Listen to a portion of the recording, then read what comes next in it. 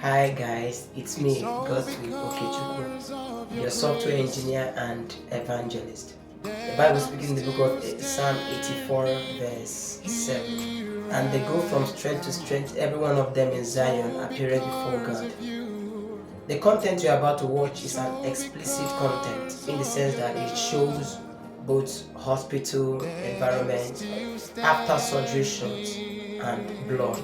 In the second week of July, I was stabbed by two Hausa guys on my way back from church service. My valuables were taken from me after the stab, and I was rushed to Gariki Hospital where the wound was sutured. And after the sewing, I was discharged the next day, which I went back home. 2 weeks later, I was urinating blood and I was rushed back to the hospital. I was told that I will carry out a scan the next day to find out what the problem really is. In the meantime, I was inserted catheter.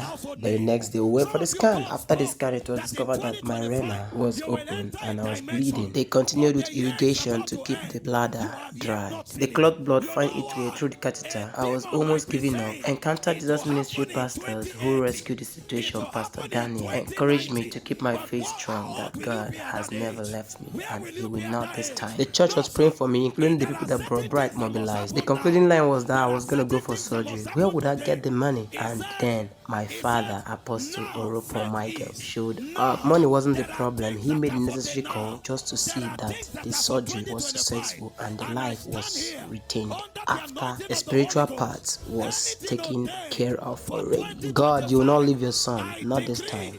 You will preserve this soul. That was his prayer.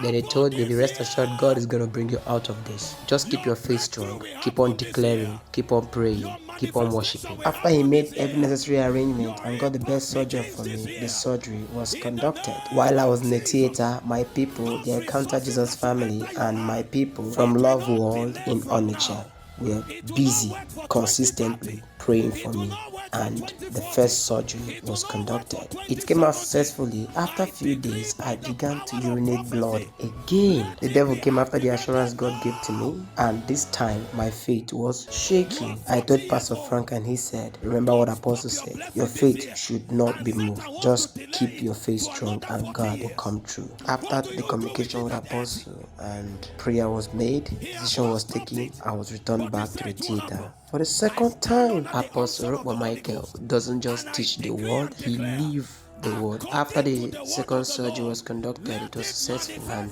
this is me recovering. Then I was ready to go home, and here I was still recovering. I went for regular checkup after I was discharged before the pin were taken off. All thanks to Mrs. E, the head of studies of Einstein's Cradle and Grade. Special thanks to Bros D, my in-law, and more thanks to Encounter Jesus family. From Pastor Dan, Pastor Frank to the rest. Not forgetting my father who showed out everything, Apostle Oropo Michael.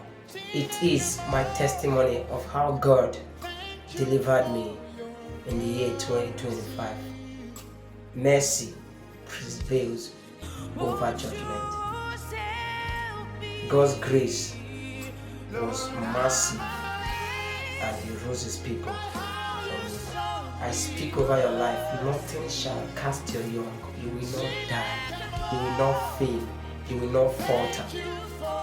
You will grow from strength to strength. In Jesus' mighty name, Happy New Year.